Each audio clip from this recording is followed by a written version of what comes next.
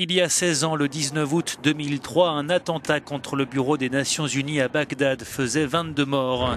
5 ans plus tard, l'ONU faisait de ce 19 août la journée mondiale de l'aide humanitaire pour rendre hommage à tous ceux dans le monde qui aident les hommes victimes de catastrophes ou de guerres.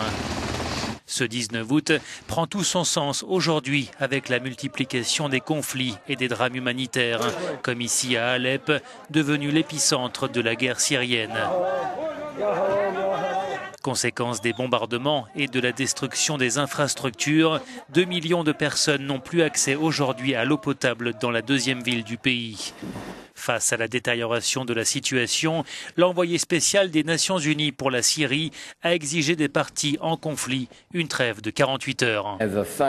En raison de l'absence d'une pause dans les combats, aucune aide humanitaire n'est acheminée en ce moment en Syrie, à l'exception de Deir ez-Zor, explique Staffan de Mistura.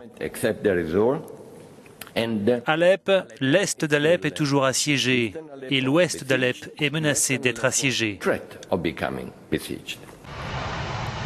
Sous la pression des Nations Unies, la Russie a proposé l'instauration d'une trêve hebdomadaire de 48 heures pour permettre d'acheminer de l'aide à la population d'Alep. Cette pause pourrait débuter dès la semaine prochaine. Dans un communiqué, l'ONU se félicite de l'initiative russe et indique que son équipe humanitaire est maintenant prête à se mobiliser pour répondre à ce défi.